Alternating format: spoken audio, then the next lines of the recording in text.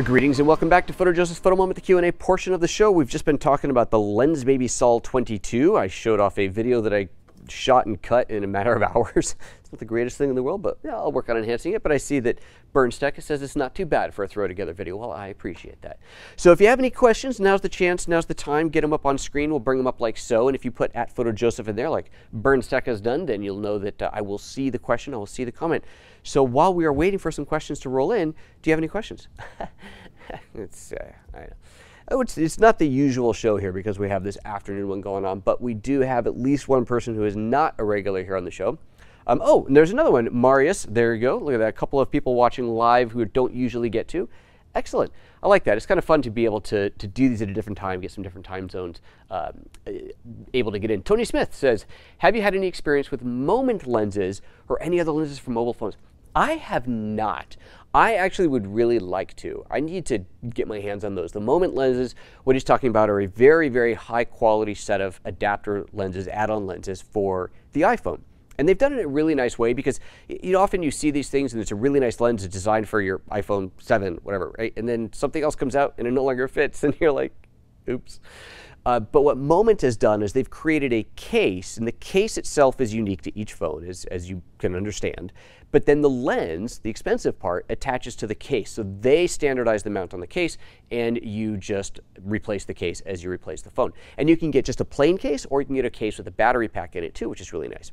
They've been making lenses for a while now, but the one that's the most exciting that they've got out right now, the one that I really want to play with, is an anamorphic lens. So you get a true anamorphic field of view. You get the anamorphic bokeh, you get the anamorphic lens flares, the whole thing. Really, really slick looking. Everything I've seen shot with it. I haven't got my hands on one yet, but it certainly does look really, really cool. You shoot it with an app called Filmic, which ironically, or not, I swear this is not a plant, I'm starting live training on Filmic Pro on Thursday. So if you are interested in Filmic Pro, it is without a doubt the most advanced way to shoot video on your smartphone. So this is something you're going to want to check out. So that is starting up on Thursday here at, I think 3 o'clock, I think at 3 or 3:30. I forget which time it is. But anyway, just check the schedule. You will see it there. Trevor says, the Lensbaby seems quite slow at f3.5. Did you find yourself having to seek out light to use it? No, but the ISO may have cranked up a bit. It was a really overcast day today, but I wasn't even paying attention to the ISO. I just had it on auto ISO and away it went. But 3.5's not like tiny. I could see it being interesting for nighttime portraits, but not at 3.5. Sure. Yeah, 3.5 at night, you might have a bit of a harder time with it. You could always use flash though. It's not like you can't add flash to it. But yeah, so as far as low light gathering capability, yeah, sure, at 3.5 it's a little bit on the smaller side. But at the same time, as far as bokeh goes, because there's so much swirly out of focus area, you really do have quite a limited field of what's in focus. So even at 3.5, you do get a lot of bokeh, but it's not really, it's just other swirly out of focus stuff. But I've only shot with it this morning. Honestly, this morning I took it out of the box, put it on the camera, went out, shot some video and stills, and just showed you that. So it's not like I've had a huge amount of time with it. So I have not shot with it at night, but it is overcast today, and it did just fine. So well, hopefully that's helpful.